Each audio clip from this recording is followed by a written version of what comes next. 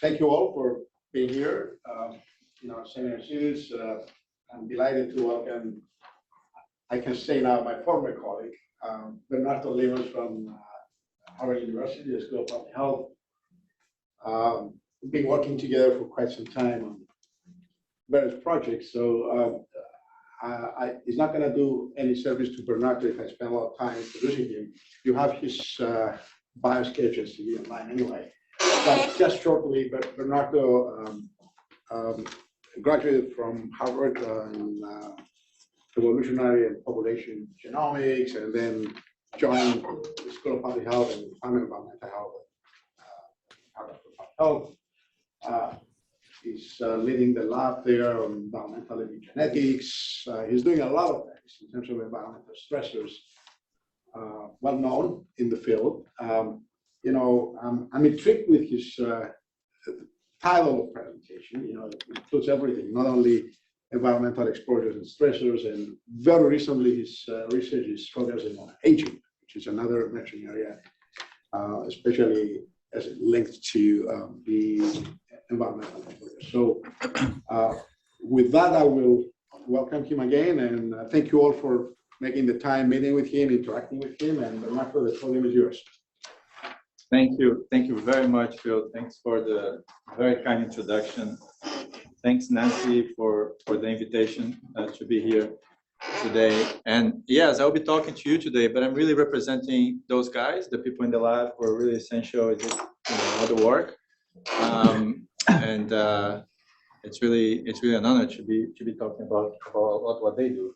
And what we care about in the lab is environmental epigenetics in the context of aging. And what that is the study of the impacts, the consequences, the mechanisms by which environmental exposure, be it pollution, like you see there, be it lead painting, peeling from a wall, there's a child nearby, be it chromium, to which those workers, welders are being exposed to, be it microplastics, their impacts, their consequences, the mechanisms by which they influence the epigenome.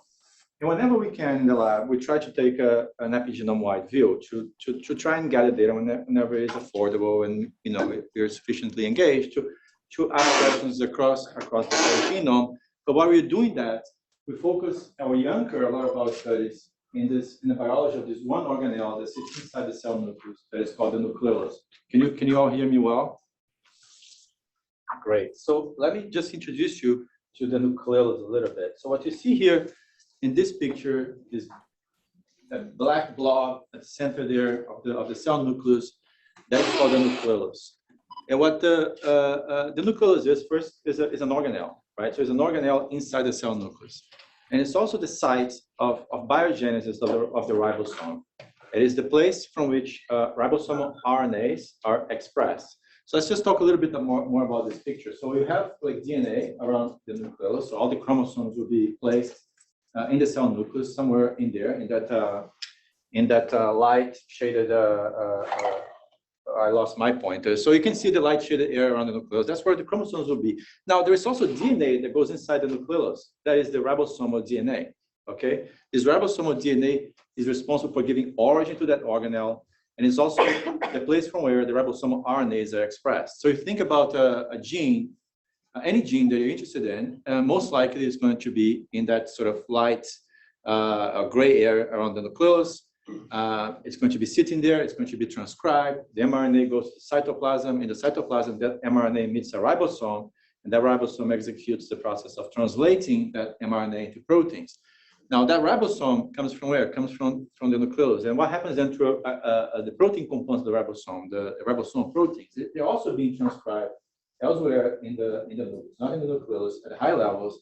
They're also translated by the ribosome. You have then a ribosomal protein that comes back into the cell nucleus, goes inside the nucleus, and there all right, it is assembled. So what did you think? That is assembled. Can you mute, please? It is assembled together with this nascent ribosomal RNAs. So one thing about the ribosomal RNAs, they're very highly expressed. So if you think of any gene in the genome, it is very lowly expressed relative to the ribosomal RNAs. The ribosomal RNAs represent over 70% of all the RNAs in a cell. So there's a whole lot of energy, a whole lot of transcription that happens from inside that organelle. Now, that's the background on the ribosomal RNAs. They're essential, they're very conserved, they're essential components of the ribosome. Now, what we've known for decades, really, from structural studies, that nucleus is also disrupted or altered or modified in a variety of conditions. So if you take cancers, for instance, there's a whole literature on the nucleus being modified in a cancer. It can be maybe in some reports a bit large or broken down, or the morphology looks a little unusual. There's also been reports of nucleolar alterations in neurodegeneration and in cancer, and that's sort of where it's an organelle that I really love. And there's a whole biology around it. It's being mechanistically linked to aging, the process of aging itself, to stress response, to metabolism. You can imagine the nuclear architecture, so how the chromosomes place themselves inside the cell nucleus depends also on the placement of that black ball in there. So the nuclear architecture is influenced by the nucleus. So what we're going to do today is to first talk about biomarkers of aging. I'll define what they are. It's broad-based biomarkers of aging, and we're going to talk about mechanistic biomarkers of aging. And we're going to also look at the ribosomal DNA clock that we developed in the lab, and we're going to look at brain aging and Alzheimer's, and we're going to look at environmental exposure. So we're going to cover quite a bit. Most of the talk will be on aging and ribosomal DNA clock. I'll give you some a case study of research we're doing in Alzheimer's, and we're going to finish with notes on environmental exposures. Now, so the part one, biomarkers of aging, and let's talk about those. So why age? Why do we care about the study of aging? And really, if there's anything you'd like to know about someone to ascertain that person's risk of disease, and there was no time that this is being more clear than now, I guess, in the middle of a SARS-CoV-2 COVID-19 pandemic, that is age. Age is the single most important risk factor predicting disease and mortality. We know that. We also know 2 and 3. That's, most of us know that, but I just want to repeat because they're just so fundamental, and you just forget those things all the time, right? We don't pay attention to them. Aging is manifested widely across the tree of life. There's extreme evolutionary conservation. We age, rats, mice age, fruit flies age, C. elegans age, single-celled yeast ages as well. Moreover, the single intervention that is most impactful to slow down aging, calorie restriction, also works across the tree of life. So you give primates fewer calories, maybe don't know how happy they are, but there are studies that show that they do look better as they age. If you give mice and rats fewer calories, they live longer. True for Drosophila, for C. elegans, true for yeast. In some studies, 30-40% higher longevity, just by virtue of decreasing calorie intake. So what we'd like to do is to decouple, because we know intuitively, right, that there is a decoupling between chronological and biological age. There is, we know by I think intuitively, really, that there is the people age at different rates. So what we'd like to know is to decouple that and have ways to measure that decoupling. So we see there on top is a person of a certain age, and you see there in the red line the chronological age. That person on top has an accelerated biological age clock, and it's going to present with age-related comorbidities earlier in a higher number. The person at the bottom, on the other hand, will be someone that is aging at a slower pace. Will present with age-related comorbidities later in life and smaller numbers. So I'd like to be able to decouple that and understand that process better of aging and biological age in particular. And for that, what we need are biomarkers, right? I think we do need really, really important biomarkers, and I would like to just take a moment here with us and discuss what are the requirements for very relevant or more relevant biomarker of age and aging. And I would call that the first requirement is that a biomarker to be mechanistic, and I think that's true for a lot of what we do, right? So if you think about a biomarker, we'd like it to be more than just wrinkles on the skin or the grain of a hair. We'd like it to speak to a certain biology, a certain mechanism, an underlying process in the cell that relates to the mechanism of aging. We'd like a biomarker to be predictive. Predictive of what? Predictive of chronological time. We'd like a biomarker of aging to change and progress over time, because we know time is passing. If there's a biomarker of aging that doesn't change with time, that is awkward. We'd like it to be conserved across a variety of species. for the reasons we're seeing, because aging itself is conserved. We would like it to be responsive. Responsive to what? To interventions that impact longevity. So we'd like these four properties to be present in a biomarker of aging. So what we're going to do is first ask the question, do we need improved measures of age and aging? And the answer is yes.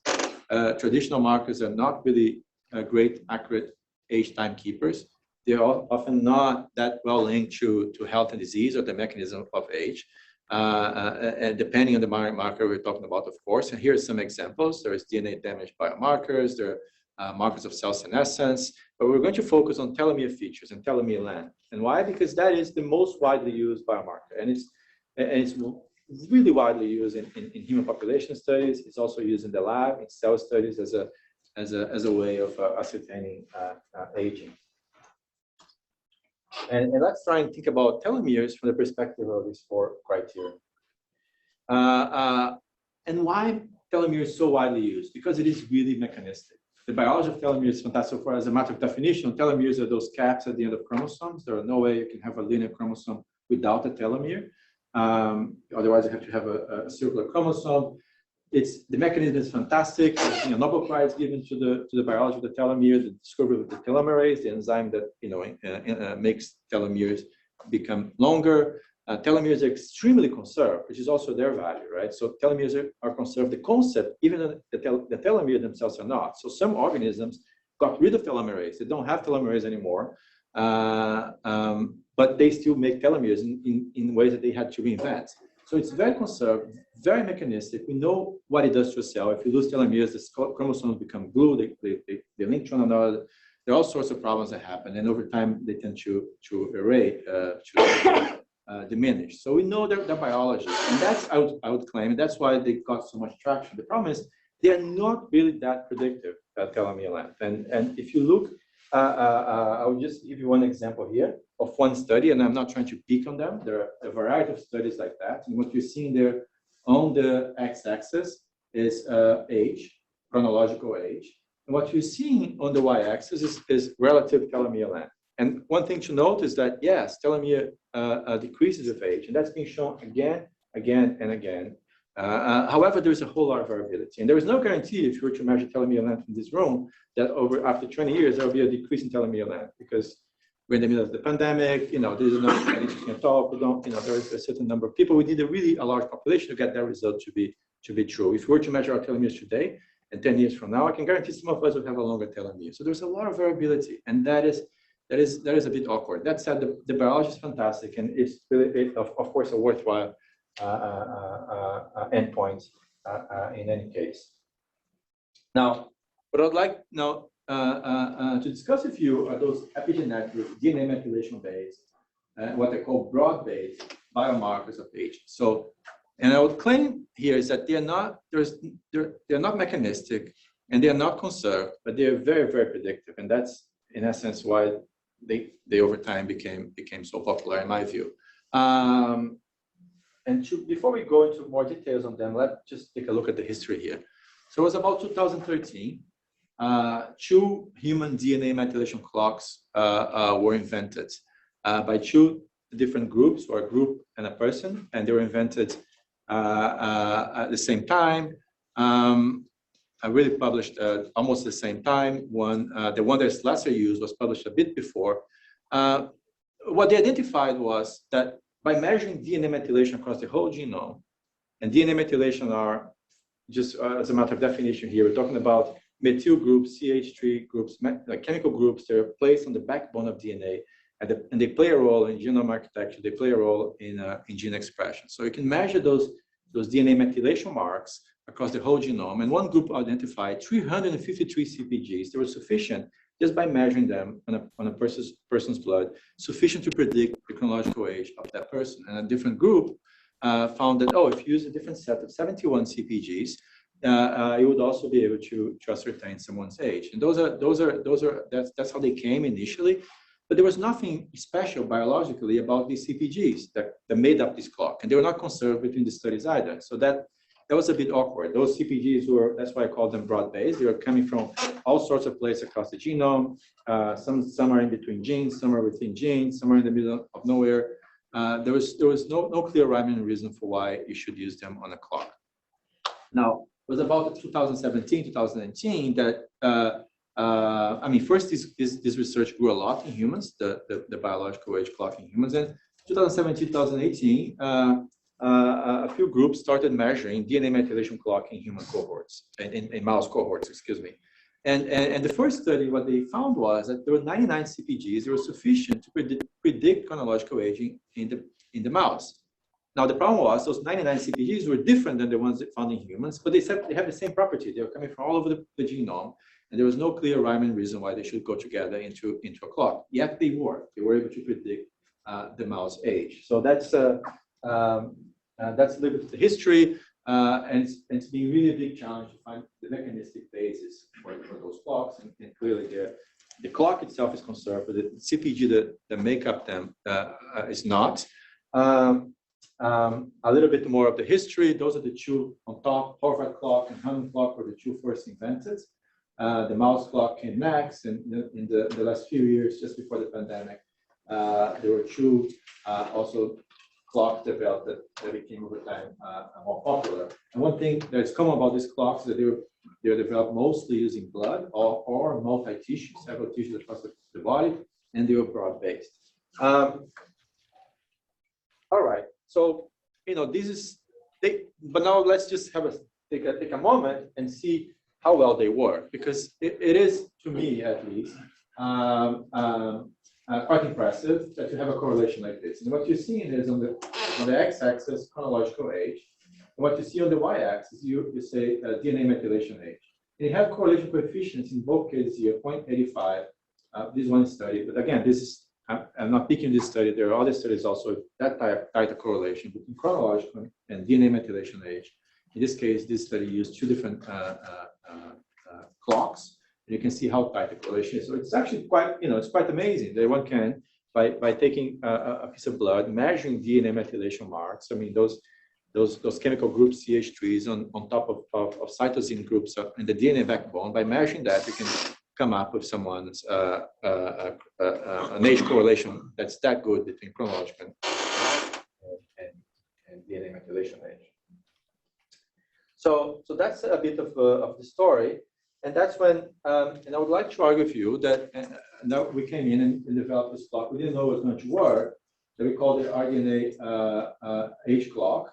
That I would argue has a mechanistic component to it. It's predictive enough, it is conserved, and it is responsive, in this case, to exposure as well, or to interventions that delay age or accelerate age. So let's talk a little bit about this. So what's the work here that we've done?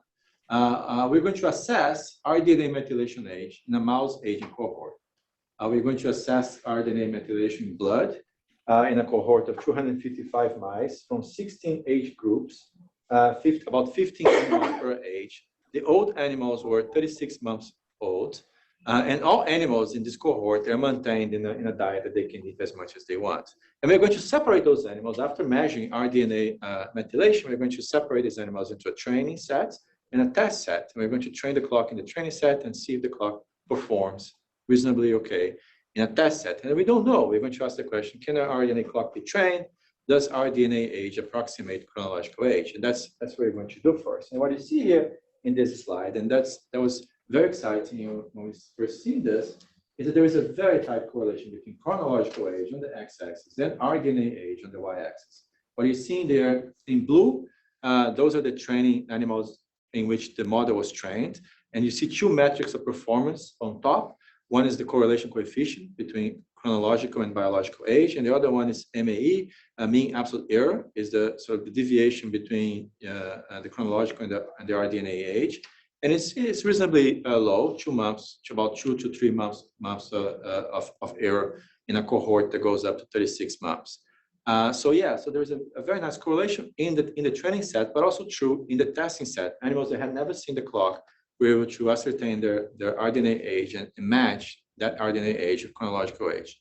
So that was a very, very, very, very exciting to us, and obvious that it was going to work. Now, what we're going to do is to ask the question, can we also show that this RDNA methylation clock is responsive? responsive to what? To an intervention that we know should slow down age, and that is calorie restriction. So we're going to take 16 mice from 4 age groups, 4 animals per age, and maintain these animals in the calorie restriction and ask the question, is there any signal that the rDNA age is slowing down? And that's what you see in here. So what you see here is the same data you've seen before. First in black. In black is the correlation between chronological and RDNA age. In black, you see all the animals, and you see them also not. You see the individual points, and it's notable that they all fall on that nice line, and there's a tight correlation. But there in blue is the calorie restricted animals, and you see this slowdown of their rDNA clock. So we're very, very, very excited with this kind of behavior for the biomarker when we first observed. Now the question is, okay, this is working, seems to be working fine in mice, but is that, can we make this work for other animals as well? And one thing to keep in mind is that, again, this RDNA segment of the genome is extremely evolutionarily conserved, like very, very conserved indeed. I mean, it's 100% conservation between humans and mice for most of the segments in the RDNA.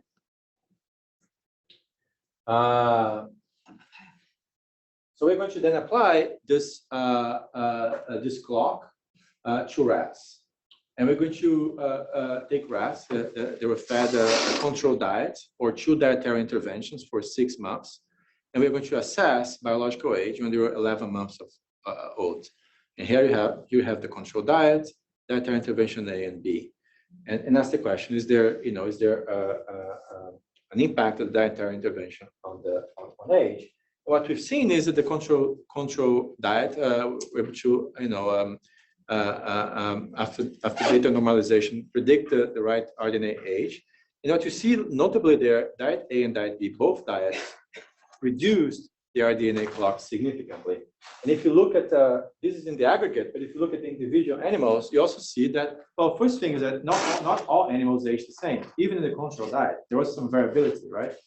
Here you have some animals that were supposed to be 11 months of age, and they were the ones that were the most young. The one that was most young out of those 12 had an age of 7.7 to 7. Now, when you look at the dietary interventions, though, you see some really huge drops. So we're very, very surprised. So there are animals there that show a 57% reduction in biological age by virtue of being given this dietary intervention. So we're excited that the dietary intervention, sort of the impact of diet was being reproducible in another organism, but also that their clock like this was operational in a rat. Are the rats housed individually or as a group? They were housed not completely mix of both. Yeah, they're not in single cages, but they're not put together. Yeah, but there was some nesting there. So the question now is, can the RDNA clock operate in humans? And that's the kind of picture we see. The answer is yes. There's a very nice correlation between chronological and RDNA age. And now the question is, can we also apply this kind of clock to cells? And what you see here is cells from mice, and you see fibroblasts from kidney and lung, and you see induced pluripotent stem cells. And you can what you notice that by doing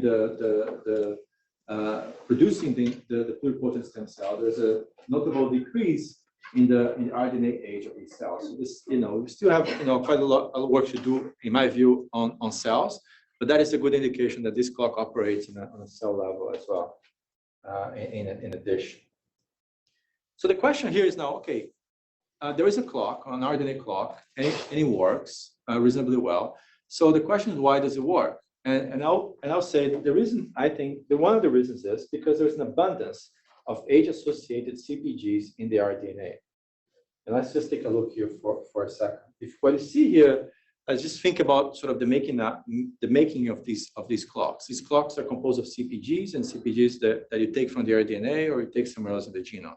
So what you're seeing here is a distribution of correlations between a certain site, methylation level, and age. You see in blue. So for sites that are coming across the genome, you have, in this case, we've done this for both humans and mice. For this case, a picture of over 4 million CpGs in the mouse genome. And what you see first is that most CpGs don't care. They're around 0 there. So what that means is that as these animals age, the methylation doesn't go up or doesn't go down, with any regularity. There is no correlation between change in DNA methylation and the status of that particular cytosine in the genome. The methylation level is either stable or changing erratically. So there's no correlation. Now, when you're looking at 4 million CpGs, there's a fair number of CpGs that fall on the ends of this distribution, many of which will have positive or negative correlations with age. So the animal is getting older, and that methylation level in that particular CpG, for whatever reason, is going up or going down. And when you're sampling across the whole genome, you're just going to pick those ends of the distribution. You're going to make sort of many different versions of a clock, if you want. Now, we weren't clear that we were going to produce a clock for the RDNA because we're then looking here at a much smaller segment of DNA, much fewer CpGs. But the reason partially why this clock was able to be produced was because there was an enrichment for CpGs that are tightly linked to age. So if you look at the RDNA in particular, there was a number of CpGs in there that are associated with age, and that was very nice. Now we're going to just take some moment here because there's so much data in this distribution. I just want to take a moment to ask the question: what might be happening at the extremes of this distribution? Is there any signal for interesting biology there? And one thing we noted is that there is an excess of mitochondrial genes with negative age-associated DNA methylation. Okay, so here's the question: here you have genes that are transcribed inside the nucleus. They localize them to the mitochondria and to the mitochondrial inner membrane, and there's 23 times more CpGs in those genes that are negatively correlated with age than positive correlated with age, and highly significant results. What that means that as these animals age, and us as well, this result was true both in mouse and humans, as they age, there was a loss of DNA methylation in mitochondrial genes. Just to give some nugget of what else is happening in this sort of kind of system. And if you look in the other direction, there seems to be an increase in neuronal genes. So there's as these both mice and humans age, there's a tendency for neuronal genes to gain DNA methylation. They're becoming more and more enriched in DNA methylation marks. For genes that belong to a class of learning and memory, there's 6 times more positive associations with age than negative associations with age. What that means, again, is that these neuronal genes, as we age, normally, humans and mice, they tend to accumulate a higher density of DNA methylation. And that has implication because what is happening normally that these DNA methylations are shutting down these genes. So that's just normally what the data seems to be showing. Okay, so now we've seen some of these clocks. What I'll try to do now is to give you some flavor for the application of these clocks in the context of a human population study, to see how, is there any meaning in these clocks really, and can they be useful? And here in particular, in the context of Alzheimer's. So we're going to look at brain aging and Alzheimer's in this cohort called the ROS-MAP cohort. Okay, that's the religious order study or memory aging project. These are 2 longitudinal clinical studies that were started in 1994 and 1997. There were over 1,400 participants in them, about 300 of them diagnosed with Alzheimer's disease thus far. There was no Alzheimer's disease or related dementia at entry in this study, a diagnosis. And people were entering this study at about middle age, okay? And now this is a really terrific cohort. We're lucky to be working with them. And what they do, these subjects, when they enter the study, they agree to also donate their brain for further analysis. So when they pass, their brain is examined for signs of pathology related to Alzheimer's disease, but also others, and so nicely documented. So what we're going to do here is to look at DNA methylation and rate measurements in 689 post-mortem dorsolateral prefrontal cortex, DLPFC, samples. And we're going to take those DNA methylation marks across these brain samples and calculate those, what we call broad-based DNA methylation ages. And we're going to use 4 clocks that, 2 of the original ones, 2 that were developed more recently, but also one that was developed with cortex samples.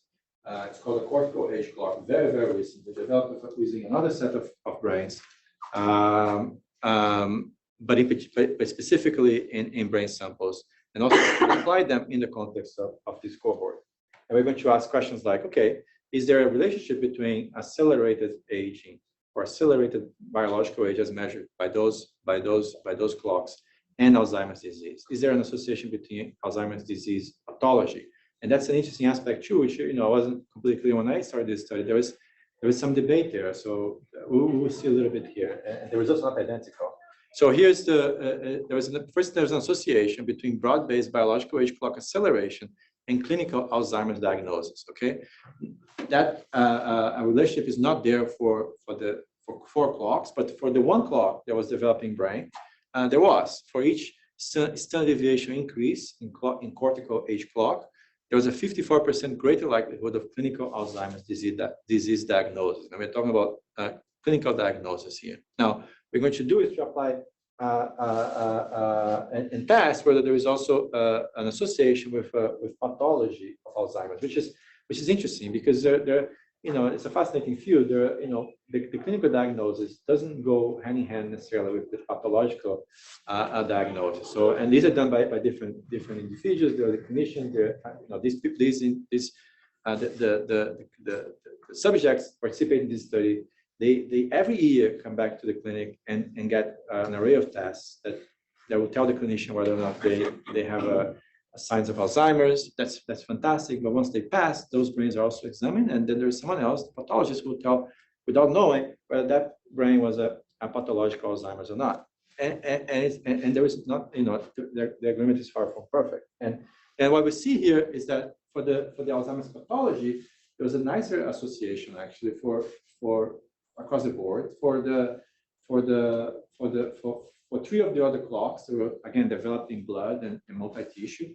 There were associations. They were very, very, very. The results were very similar.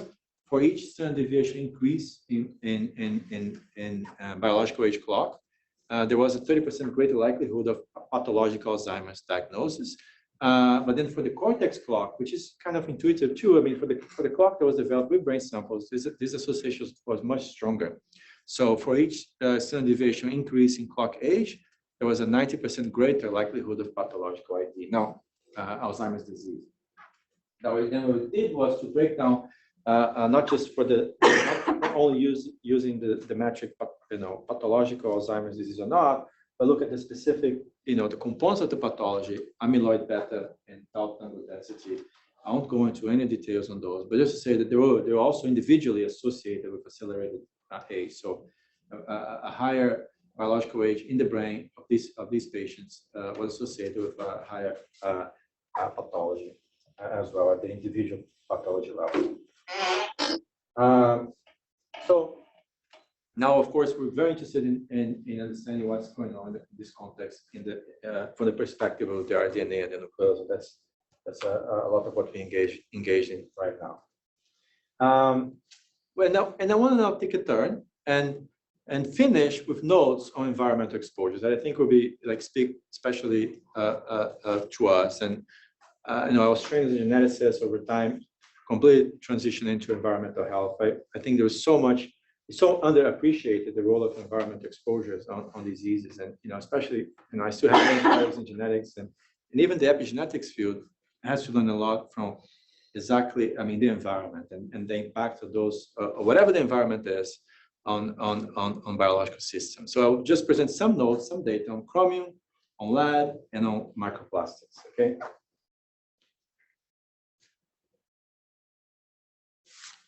So what you see here is a very simple experiment. Is exposure, chromium exposure. We've done chromium exposure in lymphoblastoid cells derived from blood lineages, as well as from, in this case, B2B bronchoepithelial cells. And what we're doing here, the protocol is straightforward. We're doing a 24-hour exposure to chromium in these cells.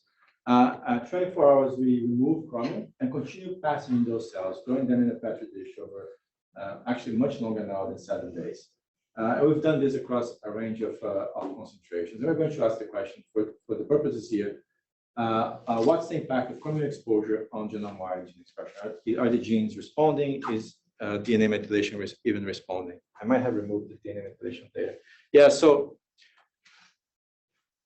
the answer is yes. There's the cells care if there's chromium in the medium, and we've done this across a variety of concentrations. But what's interesting here is that there's both up response, like genes are being upregulated, there are genes downregulated, but the response is sustained even though the exposure itself only happened for a 24-hour period.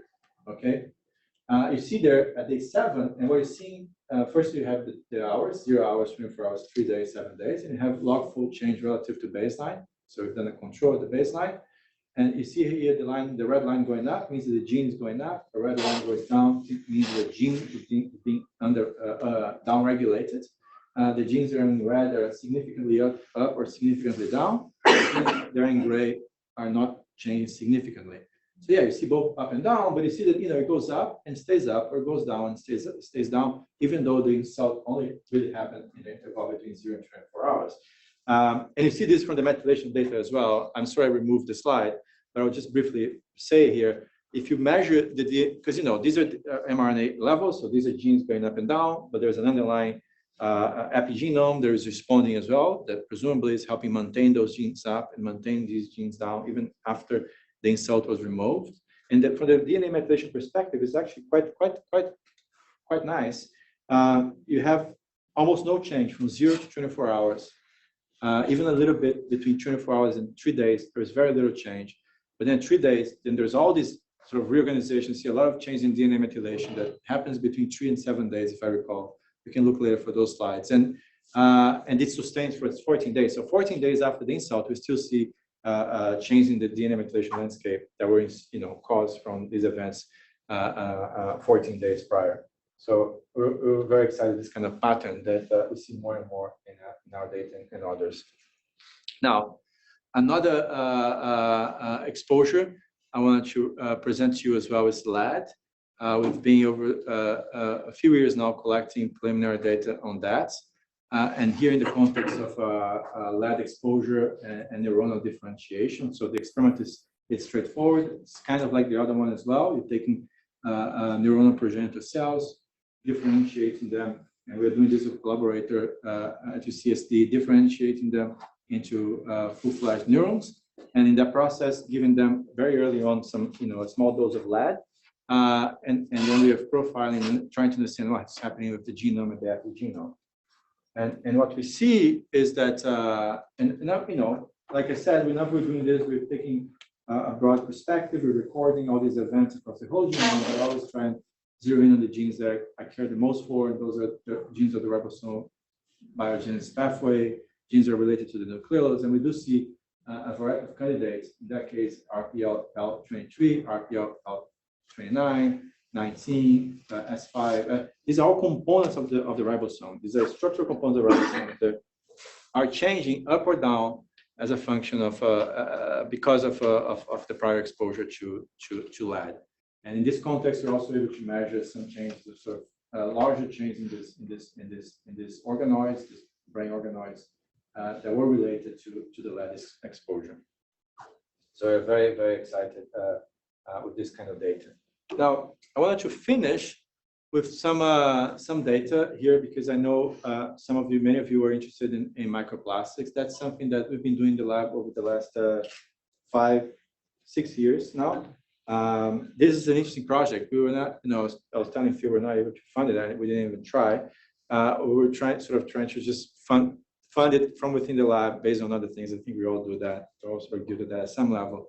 But it's been an interesting, exciting field to just try and support and give it some, maybe some preliminary data to it. In this particular case, we are looking at microplastics, and it's of a certain kind. These are polyethylene microplastics. They're virgin.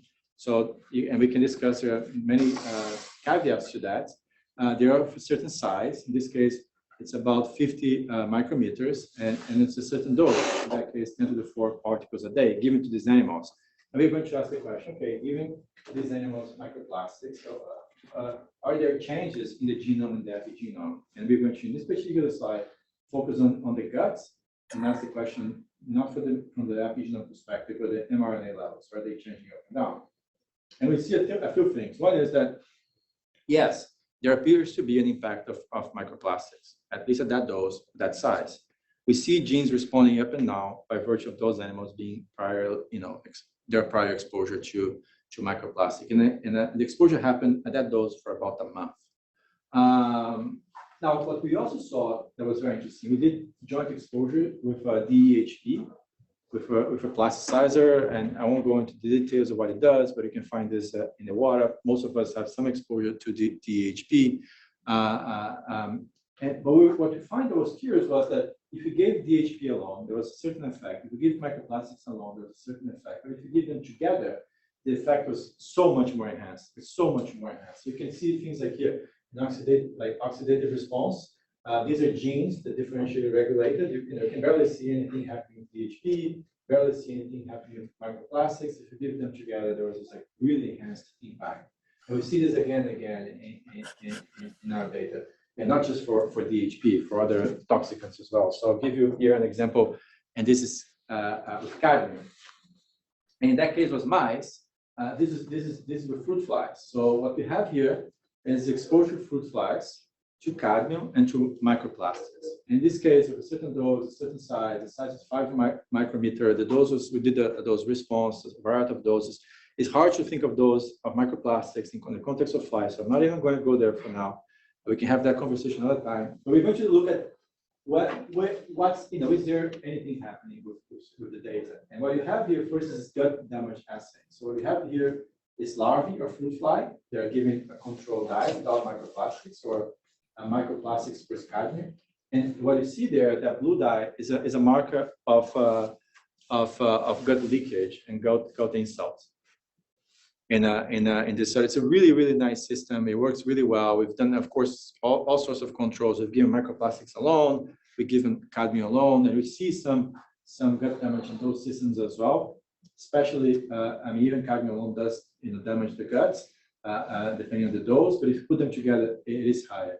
And then we run these flies through a climbing ability assay. So it's an assay of locomotor function. If these are assays, and we've done this in the lab.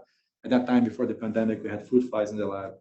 And it was a very, very motivated graduate student, Marina Volovska, and a postdoc, Yan Zhang, and they really did a lot of work on this for this one. And they were able to show that there was a relationship between the ability of these flies to this climbing assay that we had to develop all this, different literature, but we had never. And I was excited to see the data work because they really showed.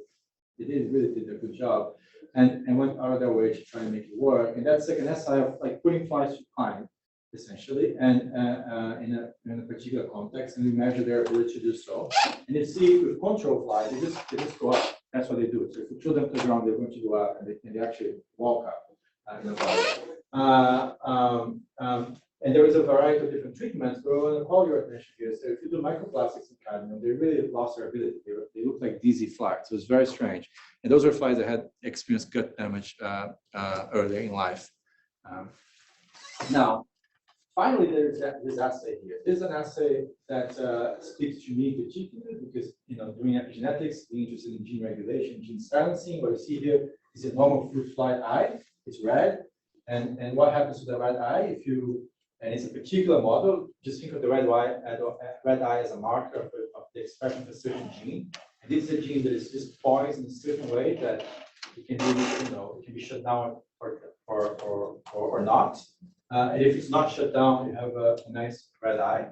That's the gene operating fine. But if it gets shut down, whatever mechanism there is, the eye becomes white in this particular way.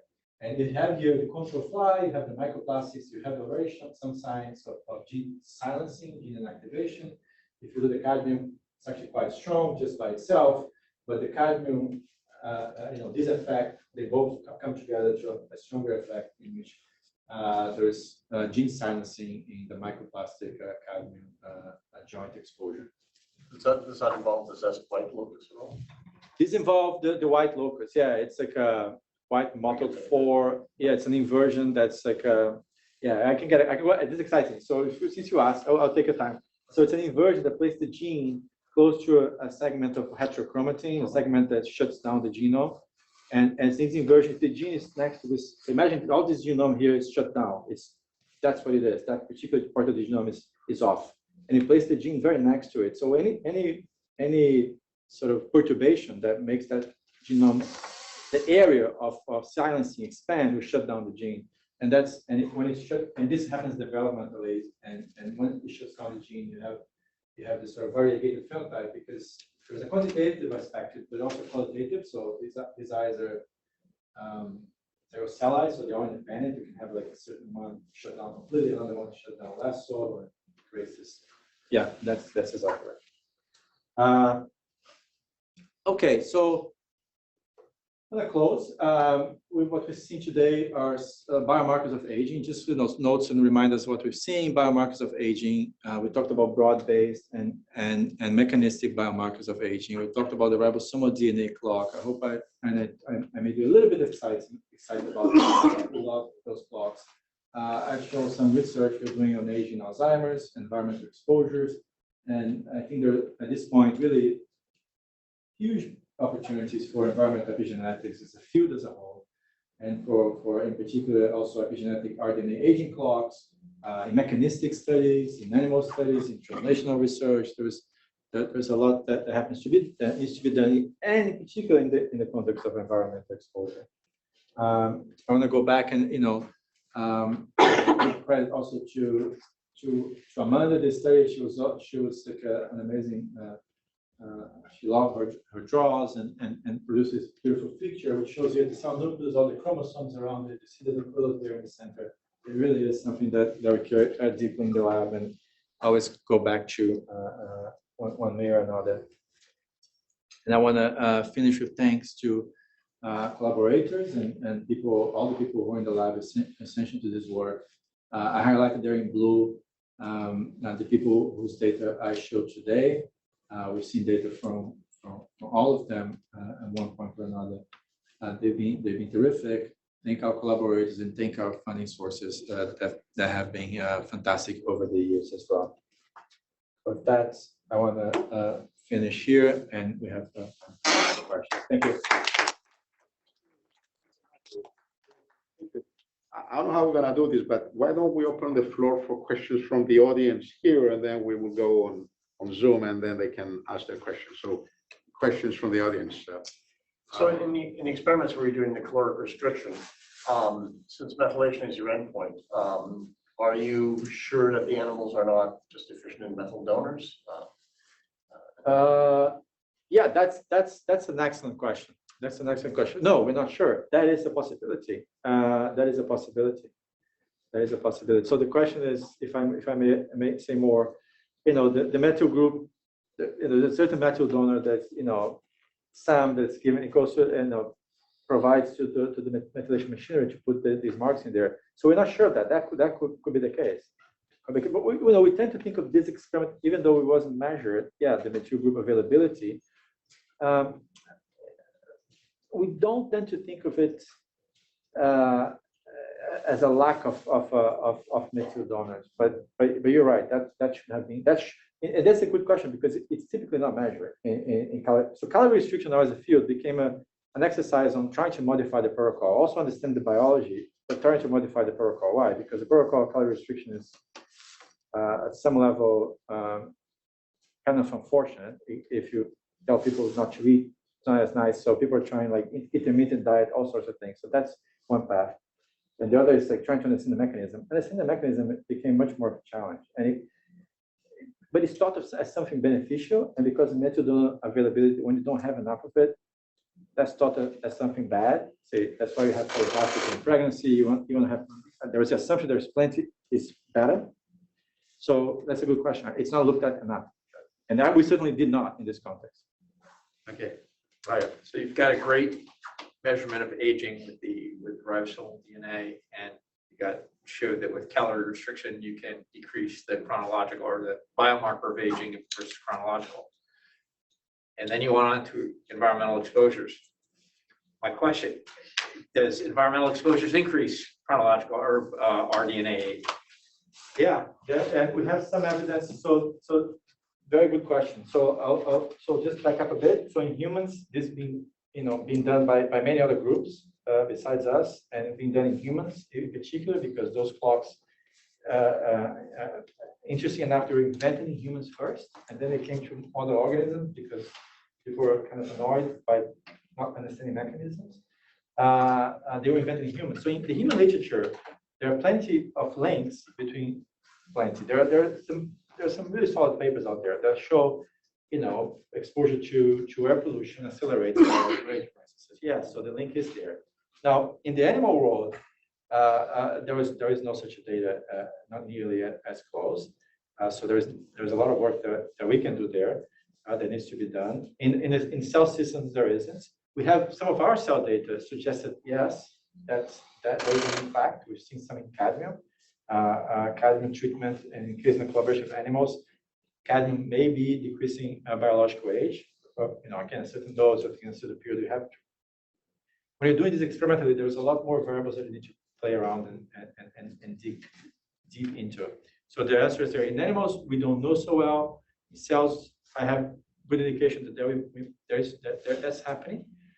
Again, conditional on protocols, there are all these tweaks that one needs to worry about. In humans, there is associations that are truly believed to be true. Yeah. And that's for the broad base. And that's with the ribosomal DNA. Yeah, so the human ones are for the broad-based blocks. Right. So I'm asking about ribosomal DNA. We haven't tested ribosomal DNA. Yeah. Thank you. But also, just on the same note, I like what you show there, that it's complex mixtures. And I think when we start using the real world complex environmental mixtures, then you will start seeing the effects. The synergistic effects, and that's or at least the in vitro studies and all these simplistic models, they miss that part. And it's more literature right now showing that the synergistic effects are there. Okay. Yeah, I'm curious about cells that are multinucleated. So how do the multiple nucleoli coordinate with one another, or do they, in these cell responses? I don't think we know the answer to that. So back up here too. So we're thinking about cells often with one nucleus. You're talking about cells that are sort of like syncytial multiple nucleus or multiple nucleus? Well, I'm thinking, let's just take a hepatocyte, which may have 6 nucleoli, or a large neuron, a Purkinje cell, may have 4. And are they responding in coordination, or are they responding in competition, or we don't know is their response so heterogeneous that? No, we don't know the answer. No, what we've seen, and that's interesting. And that goes back to the other question too. We don't know the answer to that. We've seen in some systems, with Chromium, for instance, there is an increase in nucleolide number. If you treat them with Chromium, what I see is that there is a breakdown. Again, there is some variability there, but say there's a cell with 1 or 2 nucleoli, and so the results are highly significant. If you give them Chromium, again, a certain protocol, you see breakdown. I don't know if the word is breakdown, but you see an increase in the number of nucleoli. Now, the question is how they're communicating with one another. I can't speak to that. We haven't done that. Curious, when you look at the aging process, do you see a change in methyltransferase expression levels? Do you have like higher level methyltransferase than more methylation? Yeah. Curious. I don't think we do. I specifically look at some of them. Methyltransferase 2, no, I don't think we have that. No, I don't.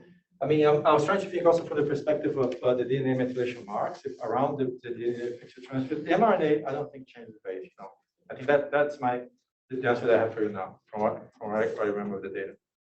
Which is so that's an interesting question. So the methyltransferase, there's a whole machinery that are placing those, taking those methyl groups and putting on the DNA methylation DNA backbone.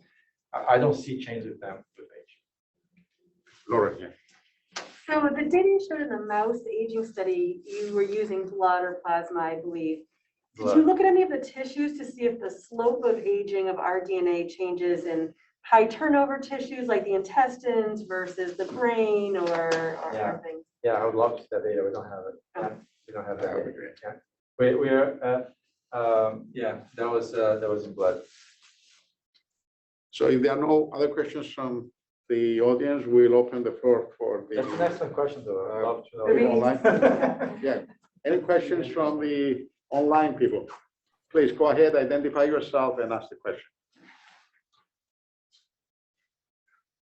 I think they're muted. Unmute yourself. Unless Maria is I controlling think it. Maria probably muted everybody. Oh, because Hi. No, I didn't. Everybody's able to unmute themselves. Hello.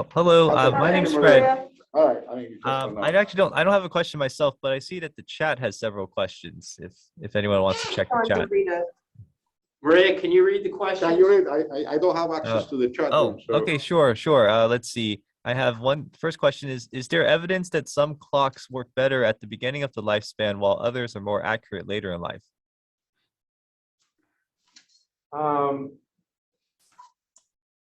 So there is one clock. So there are many aspects to this question. Really great question. There is one clock that's being proposed to work better at young ages. I didn't talk about this, but it's a broad-based clock as well. You just sort of CPGs all over the place. There is a claim for that clock to work better at younger ages. It's a very new clock. I'll just stop there. I don't have enough to tell you. Now, what I can tell you also, all the clocks, what they do is they don't do as well at old ages, right? So, and you can see that, and by not doing well, that's also kind of have to put some grain of salt there. So what I mean is that late in life, they tend to be, there's more error. But maybe that's fine, because maybe that's exactly what's happening. We're kind of younger, all in the same way or similar ways as we age. There are different ways of aging, maybe, and it's expected to be a greater dispersion late in life. So that's true for a lot of clocks. So a lot of clocks, most all the clocks that I've seen have this greater dispersion later in life. There's one clock that has been supposed to work best in young age. That's it. But whoever asked that question, if you have follow-ups or that's. I have another question from the chat. Is organelle aging directly related to overall aging? Organelle aging. I don't know. I don't know how do you measure organelle aging. Yeah, maybe whoever asked that question can reach out over email. Please, I'd love to hear more about your question, because I think it's a good question. I'm less clear on how to assess organelle aging. Yeah. Are there any sex differences between the various clocks? Yeah, we did not see. Good question, too. We did not see sex differences. No. Right. Okay. Any more questions, Maria, on the chat room? No, in the chat, no. Okay, cool. All right. Well, then we should. One more question. Sure. So what's known about the pattern of methylation in the ribosomal and when it changes, does it change across or sections of change? It changes. What we've seen so far, it changes across the whole thing. There's a segment of it that has a. So it changes across all of it. There's a segment. There are parts of it that have like just a baseline much higher level than others. So imagine like everything is changing, but then some have a baseline that's like here, the other one's like there. For some reason, some sites start at a very high level. They can go up to. That's Okay. Thank you, Bernardo, again for a wonderful presentation. Thank you all.